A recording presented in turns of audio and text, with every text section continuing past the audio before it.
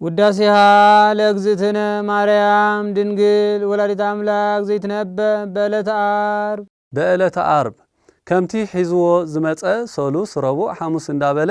ሰዱስ እንተዝብል መቐንዐ ነይሩ። ነገር ግን ናብ ምስጢር ከይዱ ዓርቢ በለ ዕለተ ዓርቢ ናይ ፍጥረት መወዳእታ መዛዘሚት እያ። እግዚአብሔር አምላኽ ካብ ዕለተ ሰንበት ወይ እሁድ ካብ ዕለተ ሰንበት ጀሚሩ ክሳብ ዕለተ ዓርቢ ፈጢሩ ኣብ ሸውዓይ መዓልቲ ኣይፈጠረን ወይ ድማ የዕሪፍ እዩ ወኣይረፈ እግዚእነ እንኩሉ ግብሩ ዘአሃዘ ይግበር ከም ዝበለና ሊቀ ነቢያት ሙሴ ኣብ ዘፍጥረት ቦ ከምኡውን ዓርቢ ማለት ናይ መና መወዳእታ መካተቲ ማለት እዩ። ደቂ እስራኤል ኣብ ምድረ በዳ እንከለዉ መና ከዝንበሎም ከሎ እግዚአብሔር ካብ ክሳብ ዕለተ ዓርቢ የአሪ ነበሩ። ቀዳም ስለ ዘይዘንብ ኣብ ዕለተ ዓርቢ ናይ ክልቲ ደሪቦም መና የእትው ነበሩ ሞ ናይ መና መካተቲ ናይ መና መወዳእታ ወይ መዛዘሚ ንማለት እዩ። ቦ ከምኡውን ዓርቢ ማለት ናይ ስራሕ መወዳእታ እዩ። ናይ ስራሕ መወዳእታ ማለት ጎይታናን አምላኽናን መድሓናን ኢየሱስ ክርስቶስ 33 ዓመትን 3 ወርሕን ኣብዚ ምድሪ ናይ ስጋ ስራሕ ሰሪሑ ናይ ትስብእት ወይ ናይ ሰውነት ስራሕ ሰሪሑ በዕለተ ዓርቢ ፈጺሙ ዓሪፍ እዩ እሞ ናይ ስራሕ መፈጸምታ ማለት እዩ። በዚ ዕለት ቅድስት ድንግል ማርያም ትመጽእ እሞ ናይ ብርሃን ድንኳን ይትከል ብሩህ ምንጻፍ ይንጸፍ ናይ ብርሃን መንበር ዙፋን ይዳሎ ኣብ ልዕሊኡ ኮይና ሰላም ንዓኻ ፈታዊይ ኤፍሬም ትብሎ ቅዱስ ኤፍሬም ተዓጢቁ ሰላም ኢድ ነሲኡ ይቀውም ብድሕሪዚ ወድሰኒ ትብሎ ክርክር ብዕለተ ሶኒ ስለዝተወደአ ስለዝተፈጸመ ባርክኒ ይብላ በረኸት ወደይን በረኸት አቡን በረኸት መንፈስ ቅዱስን ኣብ ልዕሊኻ ይሕደር ትብሎ ተባሪኹ ምስጋና ይጅምር ውዳሴ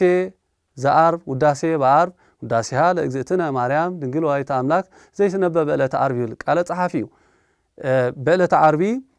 ዝጽለ ዝንበብ ዝትርጎም ናይ ወላዲተ አምላክ ምስጋና ንቕብል እዩ። በዚ ዕለት ካብቲ ካልኦት ዕለታት ዝተፈለየ ደናግል ኣኸቲላ ኣስዒባ መጸት እሞ ብሩክት አንቲ እምአንስ ኢሉ የመስግና ቡርክት አንቲ እምአንስ መርገመ ስጋ መርገመ ነፍስ ዘይብልኪ በረከተ ስጋ በረከተ ነፍሲ እንዳማለት ከተውህብና ንስኺ ኢኺ ወብሩክ ፍሬ ከርስኪ ፍረ ማህፀንኪ ኢየሱስ ክርስቶስ መርገመ ስጋ መርገመ ነፍስ ዘይብሉ በረከተ ስጋ በረከተ ነፍስ ዝዕድል እዩ። ኦ ማርያም ድንግል ወላዲተ አምላክ ዘእንበለ ርክስ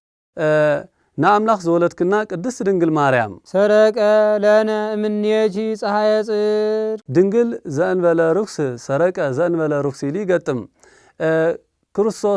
ንክርስቶስ አምላኽና ዘወለድክና ቅድስት ድንግል ማርያም ወአቅረበነ ታሕተ ክነፊሁ ብብዝሕ ምሕረቱ ምስ ገዛእ ርእሱ ኣመዓራረየና ይብል ወአቅረበነ ታሕተ ክነፊሁ ታሪኽ ናይ ቆቋሕ ወይ ተባዕታይ ቆቋሕ አንጊሁ ብለይቲ ወይ ከአንጊሁ ይንቁሞ ካልኦት ዘይወለዶም ናይ ቆቋሕ ደቂ ወይ ድማ ጨቃዊት ተኸቲሎሞ ምስ ይኸዱ ቆቅ ይነቁ ወይ አስተጋብ ዘይወለደ ይብል ዘይወለዶም ዘይናህቶ አኪብዎም ከአሪ የርፍድ ማለት እዩ ንሶምን ምሱ ከአሪው የርፍዱ ብድሕሪ እዚ ጊዜ ቀትር ይብል ቀትር ምስ ኮነ እንተራእይዎ ዘይቦም ምዃኑ ምስ ፈለጡ ሓዲጎሞ ይብተኑ ይኸዱ ማለት እዩ እዚ ምሳሌ እዩ ቆቋሕ ዝተባሃለ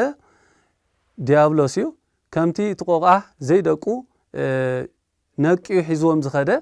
ከምኡ ድማ ዲያብሎስ ኣብ ገነት እንከለው ንኣዳምን ሔዋንን ከም ዘስሓቶም ዘረድእ ምስጢር እዩ ከምቲ እቶም ጨቃዊት ምስኡ ከለቕሙ ከአርዩ ዘርፈዱ ከምኡ ድማ ደቂ ሰባት ክሳዕ ጌታ ዝውለድ ሓጢአት ከስርሖምን ጣዖት ከም ዘምልኹ ይገብሮም ከም ዝነበረ ዘረድእ ምስጢር እዩ ብድሕሪ እዚ ብቀትሪ ኣቦም ከም ዘይኮነ ፈሊጦም ሓዲጎሞ ከም ዝተበተኑ ከምኡ ድማ ክርስቶስ ኣምላኽና ምስ ተወልደ ሓቀኛ ኣምላኽ ንሱ ሰማይን ምድርን ፈጠረ ኣምላኽ ምዃኑ ፈሊጦም ኣምልኾ ጣዖትን ሓጢአትን ገዲፎም ብጌታ ምእማኖም ዘረድእ ምስጢር እዩ እስመ ውእቱ ፈጠረነ እስመ ውእቱ ፈጠረና በሐዲስ ተፈጥሮ ብጥንተ ተፈጥሮ ንሱ ፈጠረና ሰአሊ ለነ ቅድስ ብጥንተ ተፈጥሮ በሐዲስ ተፈጥሮ ካብ ዝፈጠረና ፍቁር ወልድኺ ጽነት ብድንግልና ቅድስት ስርጉት በቅድስና ቅድስት ድንግል ጸጉን ክብሩን ካባና ኸይርሕቕ ለምንልና ለቺ ለባሕቲ ዚቺ ኦ እግዝእትነ ወላዲተ አምላክ ንኣምላኽ ዝወለድኪ ቅድስት ድንግል ንዓኺ ንበይንኺ እመብርሃን አንቲ ኣደ ብርሃን ክትበሃሊ ይግባእኪ እዩ ንዓበየቺ በስብሃት ወበውዳሴየ ብምስጋና እውን ነኽብረክን ነመስግነክን ኣሎና ቡርክት አንቲ መርገመ ስጋ መርገመ ነፍስ ዘይብልኪ በረከተ ስጋ በረከተ ነፍስ እንዳማለት ክትተውህብና ኢኺ ተአብይ እምሰማይ ካብ ሰማይ ንስኺ ትበልፂ ወትከብሪ እምድ ካብ ምድሪ እውን ንስኺ ትበልፂ በለ መብርሂ ሰማይ ካብ ሰማይ ንላዕሊ ማለት ካብ ሰማይ ንላዕሊ ምስጋና ናይ ቅድስት ድንግል ማርያም ካብ ሰማይ እውን ንላዕሊ እዩ በለ ቦ ተአብይ እምሰማይ ካብ ሰማይ ንስኺ ትበልፂ ወትከብሪ እምድ ካብ ምድሪ እውን ንስኺ ትበልፂ ሰማይን ምድርን ክሽከሞ ዘይክእሉ ቅድስት ድንግል ማርያም ተሸኪማቶ እያ ካልኦት አንስትስ ብስጋ ይሽከሞ ደይኮናን እንተበሉ ካልኦት አዴታት ንቅድስት ድንግል ማርያም አርአያ ኮይናተን እዩ ወይ ምክንያት ብምግባሬን ቅድስት ድንግል ማርያም ግን ብባህርያ ተሸኪማቶ ቦ ተአብይ እምሰማይ ካብ መላእክቲ ንስኺ ትበልፂ ወትከብሪ እምድ ካብ ደቂ ሰባት እውን ንስኺ ትበልፂ ቦ ተአብይ እምሰማይ ካብ ልኡላን ንስኺ ትበልፂ ወትከብሪ እምድ ካብ ትሑታን እውን ንስኺ ትበልፂ እዚ መላእክትን ደቂቀ አዳም ኣብ ዝበሎ ይኣትዎም ወላዕለ ኩሉ ህሊናት ሕልና ክበፅሖ ኣብ ዘይክእል ሕልና ክበፅሖ ኣይክእል እዩ ናትክ ክብርኺ ሕልና ክበፅሖ ኣይክእልኒ ይብል ሕልና ኣብዚ ክብሪ ናይ ቅድስት ድንግል ማርያም ሕልና ተመራሚሩ ወይ ከዓ ብሕልና ክብፅሕ ኣይክእልኒ እዩ መኑ ዘይክል ነቢበ እበይቺ ናትኪ ክብርኺ ክናገር ዝኽእል ልሳን ወይ ክናገር ዝኽእል መን እዩ ወአልቦ ዘይመስል ችያቺ ንዓኺ ዝመስል ከመን ይብል አንድም ናትክ ክብሪ ክናገር ዝኽእል የለን ንዓኺ ዝመስል እውን የለን እዩ ኦ ማርያም መላእክቲ ያብዩቺ መላእክቲ የኽብሩኺ የመስግኑኺ ወሱራፌል ይሴብሑቺ ሱራፌል እውን የመስግኑኺ እዮም እስመ ዘይነብር ዲበ ኪሩቤል ወሱራፌል መጻ ወሃደረ ውስተ ከርስቺ ኣብ ኪሩቤልን ኣብ ዙፋን ኪሩቤልን ሱራፌልን ሓዲሩ ዝነብር ኣምላኽ ሰብ ኮይኑ ኣብ ማህፀንኪ ሓደረ መፍቀሬ ሰብ አቅረበነ ሃቤሁ ዘዚአነ ሞተ ነስአ ወእንቲያሁ ህይወተ ወሃበነ ንሰባት ዘፍቅር ሰባት ዘፍቅርዎ ንሱ ናህና ሞት ወሲዱ ናህት ህይወት ንዓና ዓዲሉ ናኡ ገዛእ ርሱ አቅረበና ታሪክ ኣሎ ኦፍ ከራዲዮን ዝተባሃለ ጻዕዳ ዑፍ ኣሎ እዚ ከራዲዮን ዝተባሃለ ዑፍ ኣብ ቤተ መንግስቲ ዝነብር ሕሙም እንተሓሚሙ ናብቲ ዝሓመመ የምጽዎ እሞ እንድሕር ዘይድሕን ዘይሓዊ እንተኾይኑ ገጹ ንድሕሪት ይመልስ ዝሓዊ ዝፍወስ እንተኾይኑ ግን ኣፉ ምስ ኣፉ ኣቕሪቡ ትንፋሱ ሂቡ ናይ ትሕሙ ትንፋስ ወሲዱ ወይ ሕማም ወሲዱ ጻዕዳ ዝነበረ መልክዑ ይቕየር ከምኡውን ቁሪ ብርዲ ዛሕሊ ይስምዖ ቁሪ ምስ ተሰምዖ ሙቐት ክወስድ ናብ ፀሓይ ናብ ኣየር ናብ ላዕሊ ይድይብ ብድሕሪ እዚ ፀሓይ 3 ሰዓት ዝኣክል ምስ ተወቕዐ ዋዒ ወይ ከዓ ሙቐት ምስ በርትዖ እውን ናብ ባሕሪ ኣቱሞ ኣብ ባሕሪ 3 መዓልትን 3 ለይትን ይጸንሕ ድሕሪ 3 መዓልትን 3 ለይትን ካብቲ ባሕሪ ወፂኡ እቲ ዝነበረ ቀዳማይ ፀጉሩ መሊጡ ናይ ቀደም ዝነበረ ጻዕዳ መልክዑ ወይ ድማ ፀጉሩ ኣብቂሉ ተሓዲሱ ይወፅእ ማለት እዩ እዚ ምሳሌ እዩ እቲ ሕሙም ዝተባሃለ ኣቦና ኣዳም እዩ ኦፍ ጻዕዳ ዘስሙ ከራድዮን እቲ ዑፍ ጻዕዳ ዝተባሃለ እውን ጎይታ እዩ ወልድ ውሄ ጻዕዳ በመለኮቱ ከም ዝብል ከምቲ እቲ ዑፍ እስትንፋሱ ዝወስድ ከምኡ ድማ ጌታ ናይ ኣዳም ባህሪ ገበረ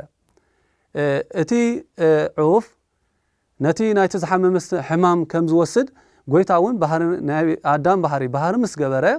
መከራ ንኣዳም ዝተፈርደ ኩሉ ጌታ ተቐበሎ ወዋ እግዚእነ ውስተ ኩሉ ጸዋት ወመከራን ተባቲ ኣመከረ ነጸላይ ከም ዝብል ሃይማኖት ኣበው ብድሕሪ እዚ ከምቲ እትዑፍ ቁሪ ተሰሚዕዎ ዝሓሊ ተሰሚዕዎ ንላዕሊ ፀሓይ ክውቃዕ ከም ዝወፀ ናብ ኣየር ከምኡ ድማ ጎይታናን ኣምላኽናን መድሓናን ኢየሱስ ክርስቶስ ብዕለተ ዓርቢ ናብ መስቀል ምውፅኡ ዘረድእ ምስጢር እዩ ከምኡውን እቲ ዑፍ ዋዒ ምስ በርትዖ ናብ ባሕሪ ጠሊቁ 3 መዓልትን 3 ለይትን ከም ዝጸንሐ ጎይታናን ኣምላኽናን መድሓናን ኢየሱስ ክርስቶስ ኣብ ከርሲ መቓብር 3 መዓልትን 3 ለይትን ጸኒሑ ብገዛእ ስልጣኑ ከም ዝተንስአ ዘረድእ ምስጢር እዩ ዘለወቱ ክብር ወስብሃት ናይ ክብሪ ዝግብኦ ንሱ ሰአሊ ለነ ቅድስ ናይ ክብሪ ካብ ዝግብኦ ፍቁር ወድኺ ጽነት ብድንግልና ስርጉስ በቅድስና ቅድስት ድንግል ጸጉን ከብሩን ካባና ኸይርሕቕ ለምንልና ቡርክት አንቲ ማርያም ድንግል ማርያም መርገመ ሥጋ መርገመ ነፍስ ዘይብልኪ በረከተ ሥጋ በረከተ ነፍስ እተውህብና ኣማሊትኪ እተውህብና ንስኺኺ ወብሩክ ፍሬ ከርስኪ ፍሬ ማህፀንኪ ኢየሱስ ክርስቶስ እውን መርገመ ሥጋ መርገመ ነፍስ ዘርሕቕ በረከተ ሥጋ በረከተ ነፍስ ዘዕድል እዩ ኦ ድንግል ወላዲተ ኣምላክ ምክሆን ለደናግል ኣዳ ኣምላክ ቅድስት ድንግል ናይ ደናግል መመክሕቲ ኢኺ ትምክሕቲ ደናግል ኢኺ በላ ኣብ ብሉይ ኪዳን ዝነበሩ ደቂ ተባዕትዮ ኣብ ልዕሊ ደቂ ኣንስትዮ ይምክሑ ነበሩ ንስኻትክን ካባና ተረኺብክን እምበር ንሕና ካባኽን ኣይተረኸብናን ብምባል ብሓዲስ ኪዳን ግን ሔዋን እኳ ካብ ኣዳም እንተተረኽበት ጎይታ ካብ ድንግል ማርያም ደይኮነን ዝተወልደ ብምባል ዝምክሓላ ኮይነን እየን እሞ ትምክሕቲ ደናግል በላ ወበከመ ኣውፅኣ ብእሲተ ዘእንበለ ብእሲት ከማሁ ኣውፅኣት ብእስየ ዘእንበለ ብእሲ ወሃሎ እዳ ለዓይለተ ዝምደ ኣንስት ወበእንተዝ ኮነት ፈዳይተ እዳሃ ለሔዋን ከም ዝብል ኣብ ሃይማኖት ኣበው ቅዱስ አትናቴዎስ ከምኡውን ኣብ ብሉይ ኪዳን ዝነበሩ ብሰንኪ ኽኒና ካብ ገነት ወፂና ብምባል ርስቲ ኣይካፍልዎን ነበሩ ብሓዲስ ኪዳን ግን ብሰንኪ ሔዋን እኳ ካብ ገነት እንተተባረርና እንተወፃና ብድንግል ማርያም ደይኮናን ገነት መንግስተ ሰማያት ንኣቱ ኢለን ዝምክሓላ ኮይነን እየን እዚ እውን ክሳብ ቅዱስ ሐዋርያ ጳውሎስ ብእሲ ወብእሲት ኣሃዱ ምንቱ በክርስቶስ ኢሉ ክሳዕ ዝምህር ይብል ቦ ከምኡውን ኣብ ወንጌለ ማቴዎስ ዝተጻሕፋ 5 ለባማት ዝተመክሓልኪ ወይ ድማ ናይተን 5 ኣብ ወንጌለ ማቴዎስ ዝተጻሕፋ ለባማት መመክሒተን ኢኺ ቦ ከምኡውን ንቅድስት ድንግል ማርያም ደናግል ዝምክሓልኪ ንስኺ ኢኺ በለ ዘም ቅድመ ዓለም ህልው ቅድመ ዓለም ዝነበረ ተሰብአ ምንየቲ ብሉየ መዋእል ወፃ እምከርስኪ ንሱ ቅድሚ ዘመን ዝነበረ ዘመናት ተሕሊፉ ዝነብር ኣምላኽ ሰብ ኮይኑ ኣብ ማህፀንካ ሓደረ ስጋነ ነስአ ስጋና ተዋሂዱ ስጋና ወሲዱ ወመንፈሶ ቅዱሰ ወሃበነ ናቱ ህይወት ዓደለና እዩ ወረሰየን ሩያን ምስሌሁ በብዛሂሩቱ ብምሕረቱ ምስገዛ ርሱ አማዓራረየና በለ አንቲ ተአብይ እምብዙሃት አንስት ካብንስት ኩለን ንስኽ ትበልፂ እለነስአ ጸጋ ወክብረ ጸጋን ክብርን ካብ ዘለወን አንስቲ ቅዱሳት አንስቲ ንስኽ ትበልፂ ኦ ማርያም ወላዲተ አምላክ ሀገር መንፈሳዊት ዘሃደረ ላዕሌሃ እግዚአብሔር ልዑል ኦ ቅድስት ድንግል እግዚአብሔር ዝሓደረላ እግዚአብሔር ዝነበረላ ረቃቅ ከተማ ንስኺ ኢኺ ሃገር መንፈሳዊት ረቃቅ ከተማ ንስኺ ኢኺ በለ ከምቲ ንጉስ ኣብ ከተማ ዝነብር 9 ወርሕን 5 መዓልቲ ኣብ ማህፀን ድንግል ማርያም ነቢሪ እሞ ኔሪ እሞ ሃገር መንፈሳዊት በላ እስመ ዘይነብር ዲበችር ውብየል ወሱራፊየል በእራህቺ ሃቀፍቺዎ ለዘይነብር ክብል እዩ ኣብ መንበር ኣብ ዝፋን ችሩቤል ሱራፊየል ንዝነብር ኣምላኽ ኣብ ግና ዒድኪ ብግና ዒድኪ ሓቆፍክዮ ይብል ብከብዲ ኢድኪ ብግና ዒድኪ ሓቆፍክዮ ይብል ከምቲ ኣዴታት ዓንቀር ከይወርዶም ብምባል ብግና ዒደን ደጊፈን ዘሕዛ ከምኡውን በእዳውኪ ሓቆፍክዮ ይብል ወዘይሴሲ ለኩሉ ዘስጋ በብዛሂሩቱ አሃዘ አጥባተቺ ወጠበወ ሃሊበ ንኩሉ ፍጥረት ብዝናብ ኣብቂሉ ብፀሓይ ኣብሲሉ ዝምግብ ኣምላኽ ኣጥባት ክሒዙ ጠበወ እዩ ቦ ከምኡውን ንኩሉ ፍጥረት ንኩሉ ምእመን ስጉን ደሙን ሂቡ ዝምግብ ኣምላኽ ኣጥባት ክሒዙ ጠበወ ዘውእቱ አምላክነ መድኃኔ ኩሉ ንስውን ፈጣሪናን መድኃኒናን እዩ ይርእየነ እስከ ለዓለም ንዘለዓለም ዝሕልወና ንስግድ ልወቱ ወንሰብሖ ንስግድ ሎቱ ወንሰብሖ እንስገደሉ ነመስግነውን እስመ ውእቱ ፈጠረነ ብጥንተ ተፈጥሮ በሃዲስ ተፈጥሮ ፈጢሩና ይሞ ንዑ ንስገደሉ ነመስግነውን ሰአሊ ለነ ቅድስ ስግደት ካብ ዝግብኦ ፍቅር ወድኺ ጽነት ብድንግልና ስርጉት በቅድስና ቅድስት ድንግል ጸጉን ክብሩን ካባና ከየርሕቅ ለምንልና ማርያም ድንግል ሙዳየ እፍረት ቅድስት ድንግል ናይ ሽቱ ሙዳይ ናይ ሽቱ ጥርሙዝ ንስኺ ኢኺ ነቃ ፈልፈለ ማየ ህይወት ነቅን ፈልፈልን ሓደ ወገን ቅድስት ድንግል ማርያም ማየ ህይወት ጌታ እዩ ቦ ከምኡውን ነቅ ቅድስት ድንግል ፈልፈል ጎይታ ማየ ህይወት ዝተባሃለ ውልድነት እዩ ፍሬ ከርሳ አድሃነ ኩሎ ዓለመ ፍሬ ከርሳ ኢየሱስ ክርስቶስ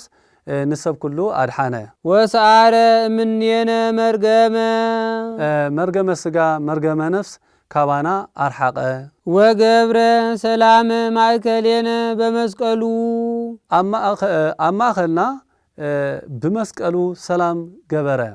ወገብረ ሰላም በደመ መስቀሉ ከም ዝበለ ቅዱስ ሐዋርያ ጳውሎስ ናብ ሰብ ቆላሲስ ወበትንሳኤሁ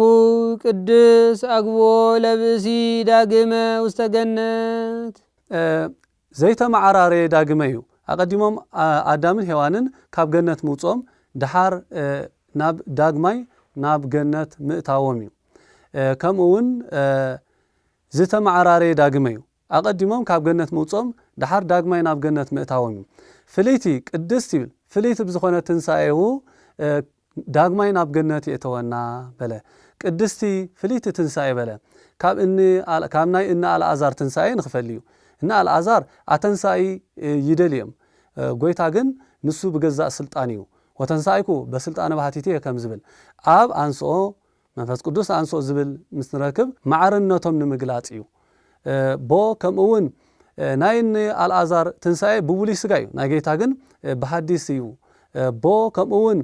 ናይ እኒ አልዓዛር ትንሳኤ ሞት ዘኸትል እዩ ናይ ጌታ ግን ዝኩሉ የብሉን ሞት ዘይብሉ ዘለዓለማዊ ቦ ከምኡውን ናይ እና አልዓዛር ትንሳኤ ዘጉባኤ ወይ ዳግማይ ትንሳኤ ዝጽበ እዩ ንጎይታ ግን ዝኩሉ የብሉን እሞ ፍልይቲ ቅድስት በለ ሰአሊ ለነ ቅድስ ዳግማይ ንአዳምን ሔዋንን ናብ ገነት ካብ ዝመለሰ ፍቁር ወድኺ ጽነት ብድንግልና ስርጉት በቅድስና ቅድስት ድንግል ጸጉን ክብሩን ካባና ከየርሕቅ ለምንልና ማርያም ንጽሕት ድንግል ወላዲተ አምላክ ማእምንት ንጽህቲ ቅድስት ድንግል ማርያም አምላኽ ንምውላድ እምንትያ በለ ንስጥሮስ መናፍቅ ንስጥሮስ ህስወ ኬት ሰመይ ቅድስት ድንግል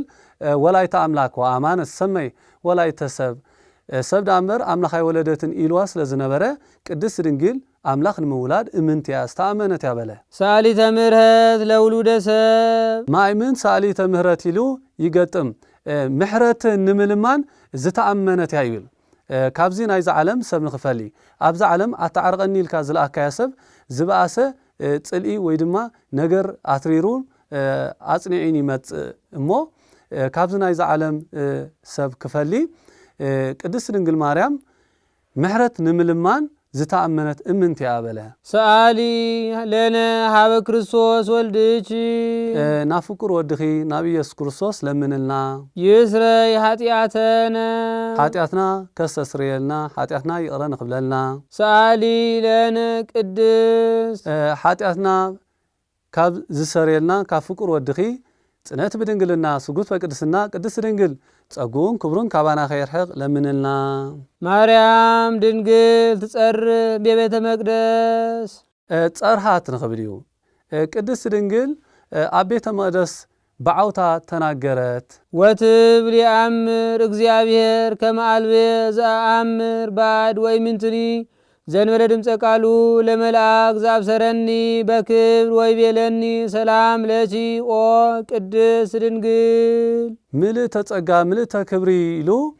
እግዚአብሔር ካብ ስጋ ክስጋ ካብ ነፍሲ ነፍሲ ወሲዱ ብተዋህዶ ሓደ ክኸውን ኢሉ ቅዱስ መልአክ ካብ ዝነገረኒ ወጻኢ ካልእ ኣይፈልጥኒ ካልእ ከም ዘይፈልጥ እግዚአብሔር የአምር እግዚአብሔር ይፈልጥ እዩ በለት ታሪክ ቅድስት ድንግል ማርያም ናይ መብጽዓ ቆልዓ ወይ ከዓ ጓል መብጽዓ ብድሕሪዚ ኣቦና ያጨምን ኣዴና ቅድስት ሃናን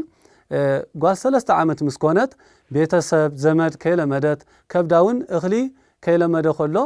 ቤተሰቡን ዘመድ ከይለለየትን ከላ ናብ ቤተ መቅደስ ከይና ንሃባ በሉ ተተሓይዞም ናብ ቤተ መቅደስ ከዱ ሊቀ ካህናት ዘካርያስ ይበሃል ዘካርያስ መጥቅዕ ደወል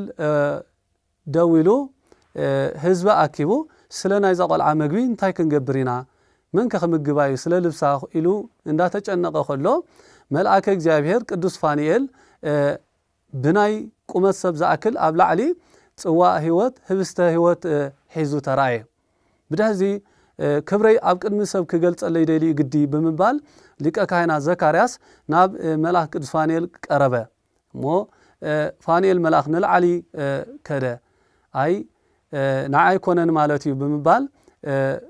ተኸታሊኡ ስምዖን ዝተባሃለ ካህን እንደገና ንሱ መፀ ንዕውን ከምኡ እስኪ ንዓኹም እንተኾነ ንስኹም ቅርበሉ በሎም ንኣቦና ቅዱስ ያቄምን ኣዴና ቅዱስ ሃናን ንዖም ንኣቦና ያቄምን ኣዴና ሃናን እውን ልዕል በለ ኣይሃቦምን ኣብ መወዳእታ ሞዚ ነገር እዚ ናብዛ ህፃን ክኸውን ይኽእል እሞ ኣብ መሬት ኣውሪድኪ ቀስ ኢልኪ ንድሕሪት ግደፍያ ሕደግያ በላ ንሳ ቅድስት ድንግል ማርያም ቆልዓ 3 ዓመት ስለ ዝነበረት ታተ ክትብል ቀስ ኢላ ክትከይድ ማማ እንዳበለት ኣደይ እንዳበለት ክትክተላ መልአክ ቅዱስ ፋኒኤል ሓፍ ኣቢሉ ሓደ ክንፉ መንጸፍ ገይሩ ብሓደ ክንፉ እውን ኣጎናጺፉ ጽዋዕ ህብስተ መና ጽዋዕ ህይወት መገባ ናይ መግባ ነገር እግዚአብሔር እንተሒዝልና ንሕና እንታይ ጨነቀና ብምባል ኣብ ቤተ መቅደስ የእተዋ ኣብ ቤተ መቅደስ እናሃለወትን ከላ መላእክቲ ውድስ ኣንቲ ወስብይት እንዳበሉ ክብርቲ ምስግንቲ እህትነ ሓፍትና እንዳበሉ እንዳመስገንዋ እንከለው ኣይሁድ ነዚ ድምፂ ዝሰሚዖም እንታይ ዓይነት ድምፂ ተስማዓልና ዘለና ቤተ መቅደስ ብምባል ካብ ቤተ መቅደስ ከውፅዋ መፁ ነገር ግን መላእክቲ በሓጽሮ እሳት ከቢቦም ነቲ ቤተ መቅደስ በሓጸ ኩናት ገይሮም መለስዎም እዛ መሰሪ ላቲ ስባት ክብሪ ንዓ ይኹን እዛ መሰሪ ብስራይ ገይራ ከምዚ ትሰርሓልና ኣላ ወይ ድማ ንዓና ተሳጉጎና ኣላ ብምባል ኩላቶም ተበታቲኖም መሰሪ ወይ ድማ ጠንቋሊ ንድለይሎም ፋሕበሉ ደልዮም ሓደ መጥቁል ዝተባሃለ መሰሪ ረኸቡ ነዚ መጥቁል ዝተባሃለ ወርቂ ብሩር ላሕሚ ብዙሕ ሒዞምሉ መፁ እዚ ገና ተቐንዲ ዓስፍኻ ንህበካ ዝደለናዮ ምስ ፈጸምካልናዩ ሓንቲ ጸላይ ተላዒላትና ኣላ እሞ ኣጥፋኣልና በልዎ ወዓሉ ሕደሩ በሎም ወዓሉ ሓደሩ እሞ እቲ ወርቂ ዝነበረ ብሩር ዝነበረ ሓፂን ኮይኑ ጸጸር ኮይኑ ከምኡውን እቲ ደመ ነፍሲ ዘለዎ ፍጥረት ላሕምታት ኩሉ ሞይቱ ተረኽበ ለካ ኣይሁድ ዝበሉንስ ሓስዮም ኣይኮኑን ትኽክል እያ ብምባል ኣነ መጥቁል ክሳዕ ክንዲ ዝደ ተደፊረ ብምባል ብኢዱ ኣጣቂዑ 300 ኣጋንንቲ ጸወዐ እቶም ኣጋንንቲ እውን ለእመ ትብለነ ጠብልልዎ ለሰማይ ንጠበልል በሉ ሓሶት ልማዶም እዩ ወኣውሃለ ሐሰት ከም ዝበለ መጽሓፍ ሄኖክ ሓሶት ልማዶም ንሰማይን ምድርን ከብራና ጠቕልልዎ ተበልካና እውን ክንጥቕልል ይከኣለና ይበሎ ሰብ ሓረደሎም ስጉ በሊዖም ደሙውን ሰተዩ በልኡ ስጋሁ ወሰትዩ መረቆ ከም ዝብል ብድሕሪ እዚ ተመሓሒሎም ናብ ቅድስት ድንግል ማርያም ከጥፉ ጉዕዞ ጀመሩ ቅድስት ድንግል ማርያም ሕርም ስድክኤል ዝብል ጸሎት እንዳጸለየት ኣብ ቤተ መቅደስ ነበረት እሞ ቶም ኣጋንንቲ ምስ ቀረቡ መላእኽቲ ኣጥፍዎም ንመጥቁል እውን መሬት ተኸፊታ ወሓጠቶ ብድሕሪ እዚ ቅድስት ድንግል ማርያም ምስ ጎይታ ኪዳን ተኣታተው ንጠንቋልን ንኣጠንቋልን ተዘይተነሲሖም ቅድስት ድንግል ማርያም ከይትልምን ከምኡ ድማ ጎይታ እውን ምሕረት ንኸይህብ ንኸይምሕሮም ቃል ተኣታትዮም እዮም ብድሕሪ እዚ ኣብ ቤተ መቅደስ 12 ዓመት ኮና ኣብ ቤት ኣቦኣና ድያን 3 ዓመት ኣብ ቤተ መቅደስ 12 ዓመት 15 ዓመት ኮና ናሁ ወርዘወት ወለተ እስራኤል እንሆ ብጽሐ ኣኺላ እሞ መጠን ኣካል በጽሐ እሞ ካብ ቤተ መቅደስና ከይተርሳሓልና ትውጻልና በሉ ኣይሁድ እምበር ንቅድስት ድንግል ማርያም ልማዳ ኣንስቱን የብላን ኣይሁድ ግን ብተንኮል ብኽፍኣት ብጽልኢ ኣብ ልዕሊ ቅድስት ድንግል ማርያም ተላዕሉ እሞ ሊቀ ካህናት ዘካርያስ ምንተ ወለተ እስራኤል ምንተ ትፈቅድ ትንበሪ ከመይ ኮንከ ትነብር ትደሊ በላ ቅድስት ድንግል ማርያም እውን ናብ እግዚአብሔር ኣመልክተለይ እምበር ኣነስ ዝፈልጦ ብለይን በለቶ ናብ እግዚአብሔር ኣመልከተ እሞ እግዚአብሔር ኣምላኽ ካብ ነገደ ይሁዳ ናይ ኣንስቶም ዝሞትኦም በትሪ ኣኪብካ ኣብ ቤተ መቅደስ እቲኻ ጸሊ እሞ ኣነ ምልክት ክበካ ይበሎ ብድሕሪ እዚ ካብ ነገደ ይሁዳ ኣንስቶም ዝሞትኦም ኣባትር ኣከበ እቲ በትሪ 1985 ይቁጽሩ ን215 ዝጎደሎ ማለት እዩ ኣብ ቤተ መቅደስ ኣትዩ ጸሎት ገበረሉ እሞ ኣብ ናይ ዮሴፍ በትሪ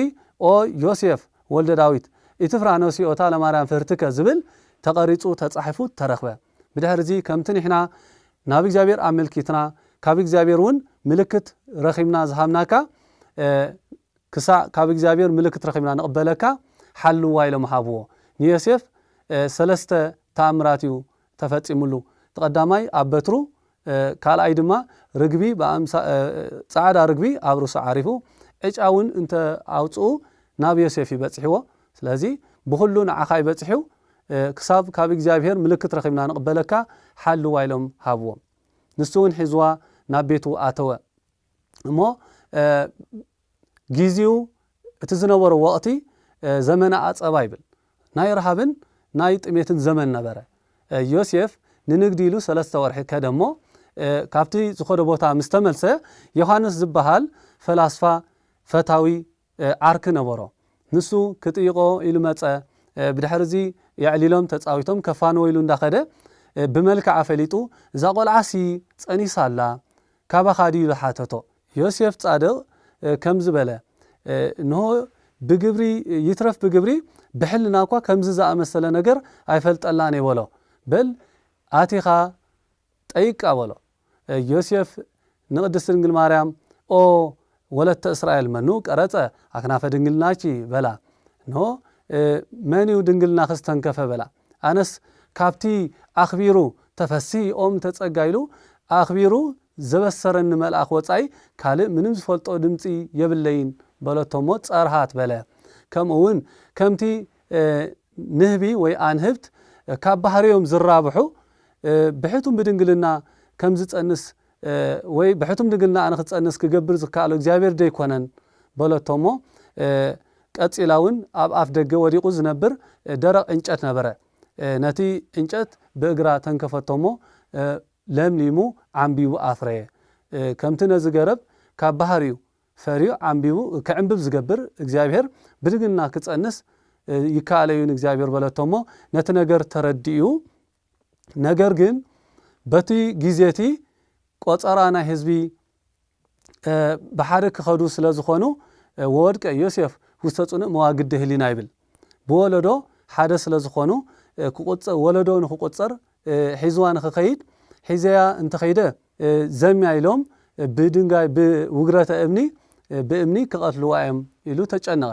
እንድሕር ገዲፍያ እንተኸይደ ድማ ከም ፀነሰት ከተፍልጥ ማዓንጣ ትዕጠቕ ከም ዝበሃል ዝገበሮ ነገር ፈሊጡ ከምዚ ኢሉ መጺኡ ክብልን እዮም ብምባል ወዮሴፍ ወድቀ ውስተ ጽኑዕ መዋግድ ህሊና ይብል ኣብ ብርቱዕ ጭንቀት ወዲቑ እንዳሃለወ መልአከ እግዚአብሔር መጺኡ ኦ ዮሴፍ ኢትፍራህ ነሲኦታ ለማርያም ፈርትከ ብሎ ኖ ናብቲ ቆጸራ ንሙሳዳ ኣይትፍራህ ሒዝካ ኺድ በሎ ብድሕሪ ሒዝዋ ኸደሞ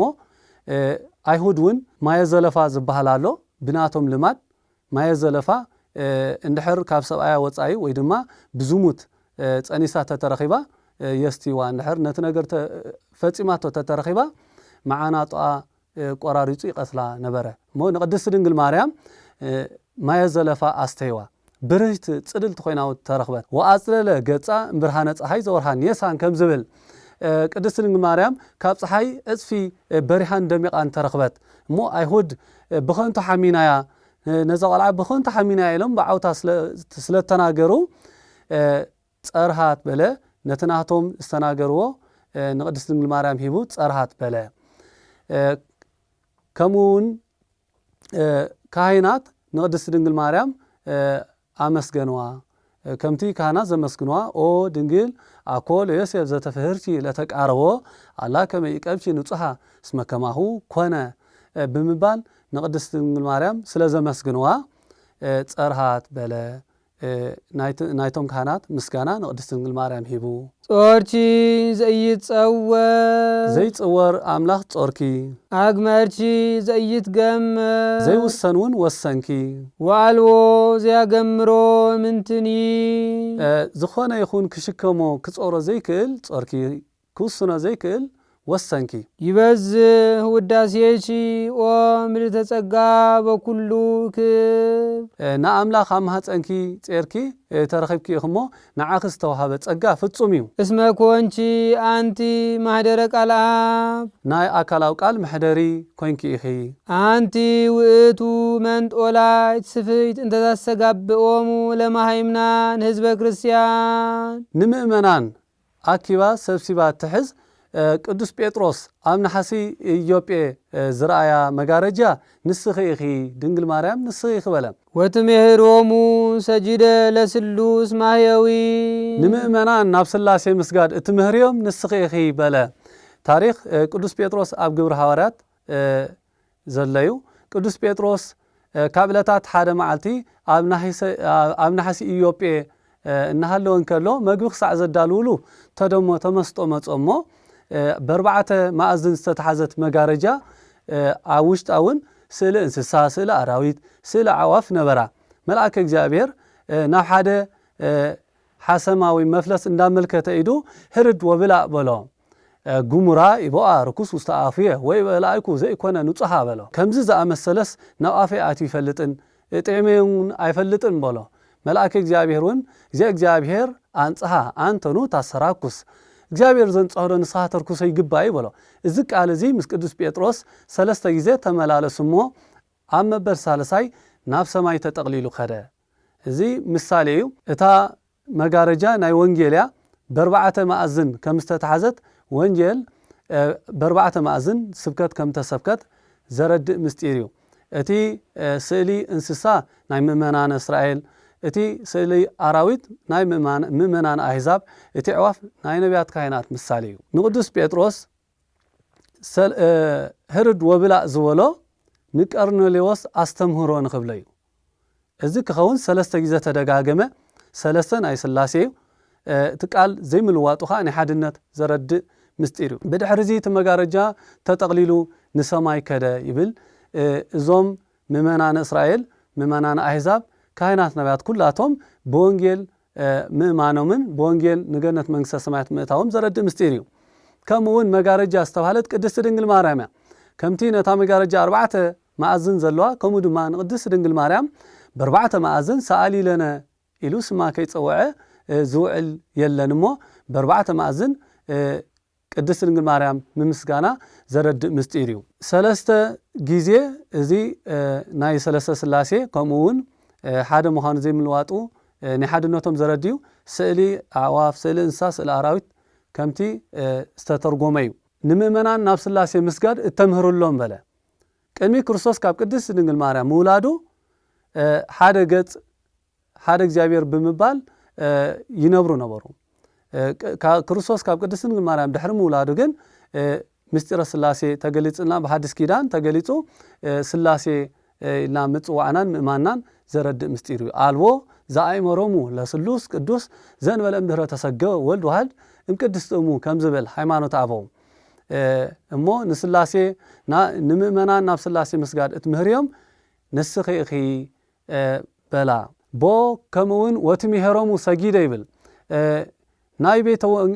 ቤተ ወንጌል መጋረጃ ንስኺ ኢኺ በለ ኣብ ብሉይ ኪዳን ዝነበሩ ኣፍደጊኦም ሓደ መጋረጆም እውን ሓደ ነበረ። ኣሃዱ ገጽ እግዚአብሔር ሓደ ገጽ እግዚአብሔር ንኽብሉ ዝገብርዎ ዝነበሩ ምልክት እዩ። ኣብ ሓድስ ኪዳን ግን ቤተ ክርስቲያንና ሰለስተ ኣፍደገ ኣለዎ፣ ሓደ መጋረጃ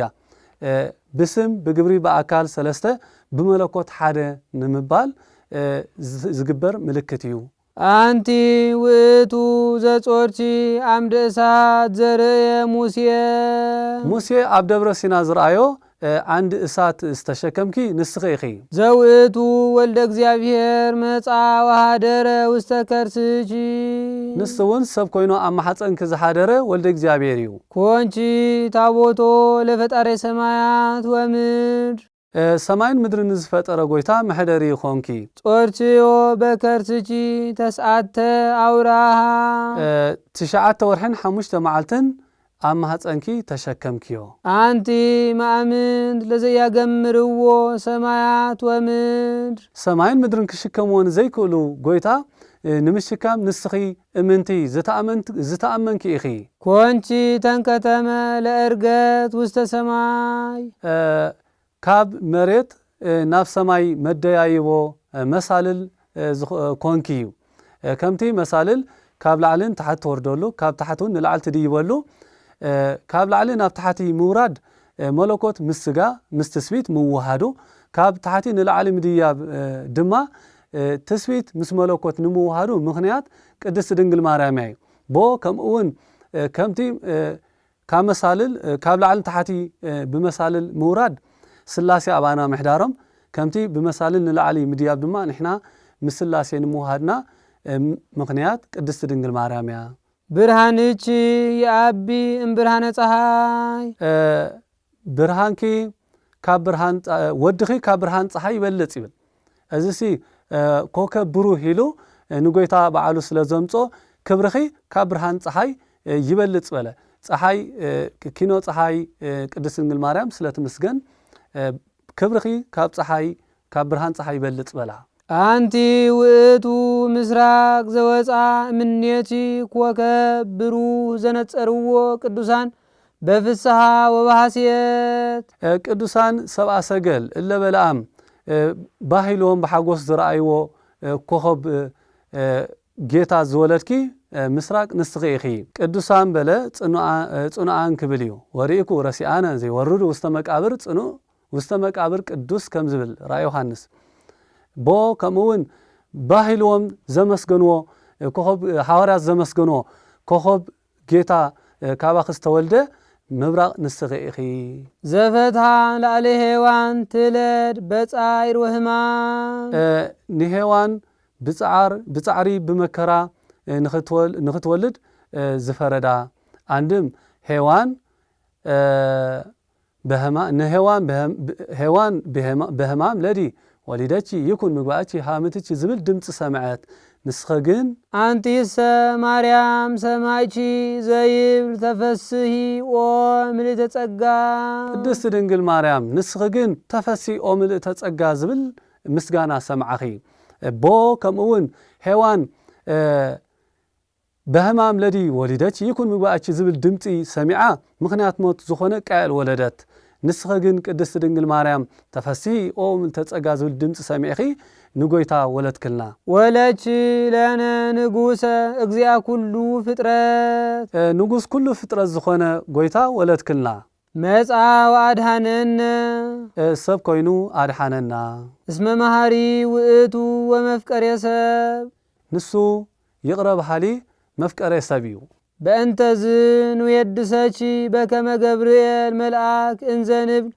بوركت أنتي مريم وبروك فريكرسيتي كمتي قدوس جبريل ملعك بروكت أنتي لزا مسكناكي نحنا هنا مسكنا كلنا تفسهي وملي تتسقى እግዚአብሔር مسليتي እግዚአብሔር ካብ ስጋኺ ስጋ ካብ ነፍስኺ ነፍስ ወሲዱ ምሳኺ ሓደ ኣካል ኮይኑ እዩ ብምባል ቅዱስ ገብርኤል መልአክ ከም ዘመስገነኪ ብሩክት ኣንቲ ኢልና ነመስግነክ ኣለና ሰአሊ ለነ ቅድስት ካብ ፍቁር ወድኺ ጽነት ብድንግልና ስርጉት በቅድስና ቅድስት ድንግል ጸጉን ክብሩን ካባና ኸይርሕቕ ለምንልና